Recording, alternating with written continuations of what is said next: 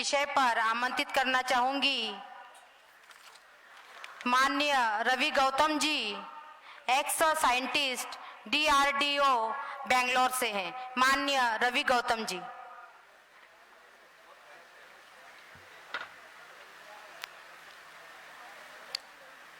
नमो बुद्धाय। जय भीम। कौन सा?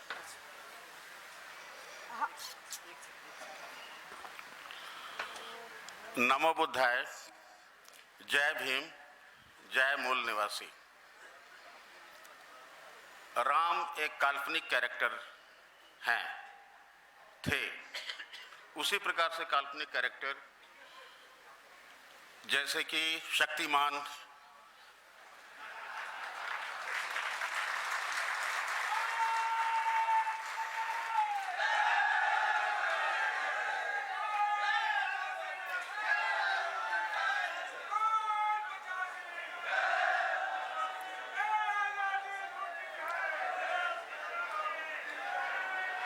वैसे ही काल्पनिक कैरेक्टर जैसे कि शक्तिमान, सुपरमैन और स्पाइडरमैन वगैरह वगैरह कॉमिक कैरेक्टर्स।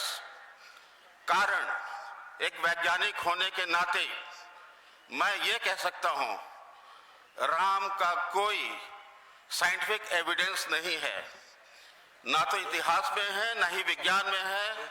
विज्ञान इन द सेंस आर्कियोलॉजी, पुरातात्विक विज्ञान। हम आस्था की बात नहीं करते हैं, हम अंधविश्वास की बात नहीं करते हैं, हम विज्ञान में विश्वास रखते हैं। मूल निवासी विज्ञान में विश्वास रखते हैं।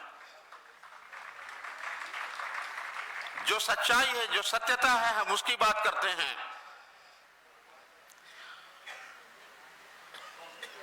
आप लोग, मैं ज्यादा पास में नहीं जाऊंगा, परंतु ये कहूंगा अभी तक जो अक्टूबर नवंबर में जो सुप्रीम कोर्ट में चीजें चली, आप सब जानते हैं।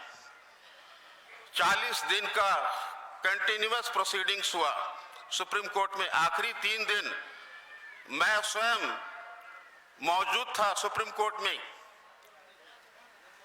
14, 15, 16 अक्टूबर को हमारे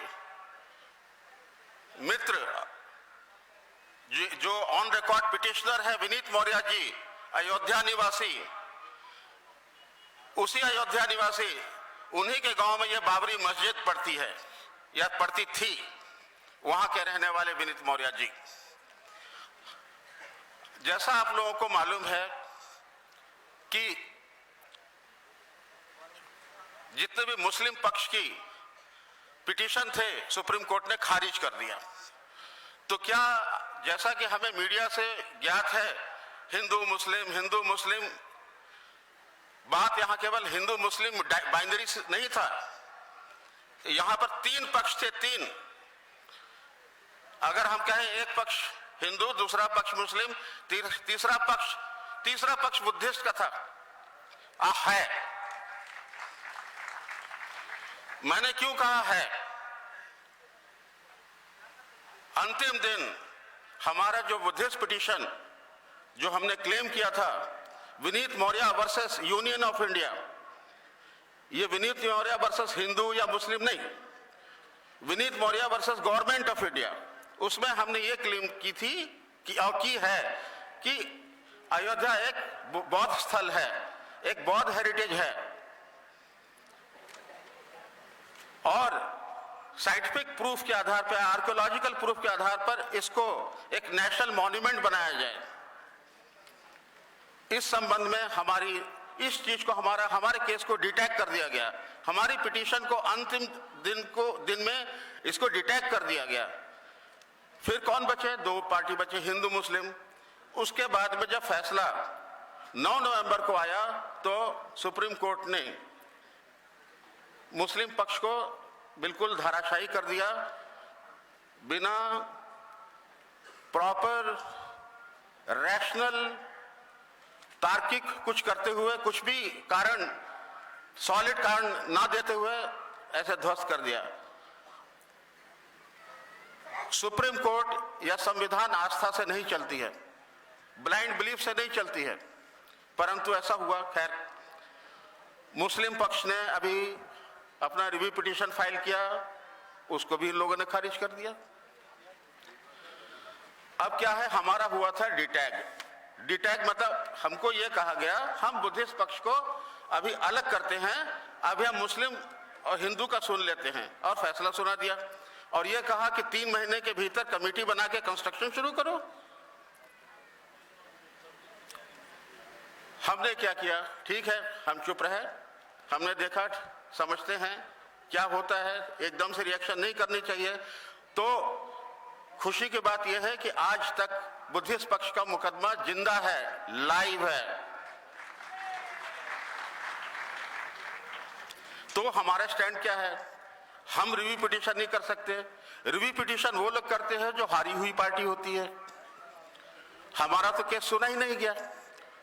तो अभी 2 हफ्ते के अंदर हम सुप्रीम कोर्ट में एक एप्लीकेशन डालने वाले हैं स्टे ऑर्डर का, कि हमारी बात जब तक सुनवाई हमारे केस में पूरी ना हो तब तक वहां राम मंदिर का कंस्ट्रक्शन का काम शुरू नहीं होना चाहिए, वहां एक ईंट भी नहीं पड़नी चाहिए।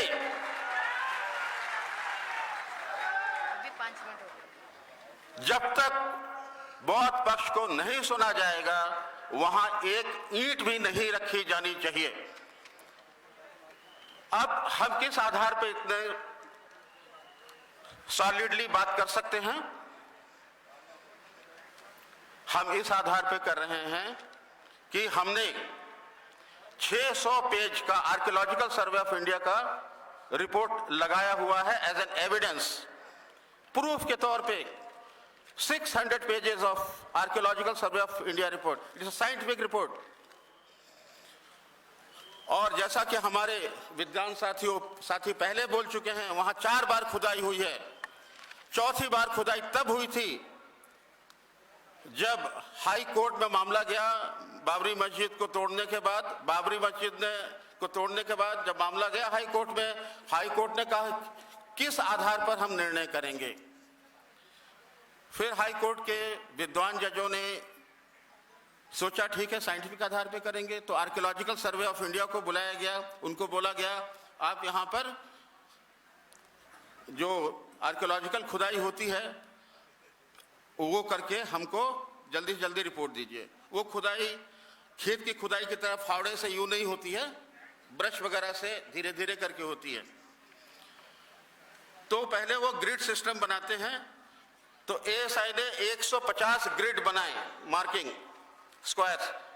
फिर वहां पर खुदाई शुरू हुई। 10 फीट से लेकर के 40 फीट तक की खुदाई शुरू की गई है। वहां पर एक एक करके खुदाई हुई। 150 में से जब 50 गड्ढों की खुदाई हो गई, सब जगह निकले बुद्ध ही बुद्ध। जहां देखो बुद्ध ही बुद्ध। यहां तक कि अशोक काल में जो बौद्ध अस्थि को एक छोटी सी डिबिया में जिसपे पाली में एंग्रेव लिखी हुई होती है वो भी निकली है वहां से। वैसी ही एक डिबिया जो वैशाली में निकली थी पटना के म्यूजियम में रखी हुई है, कोई भी जाके वहां देख सकता है।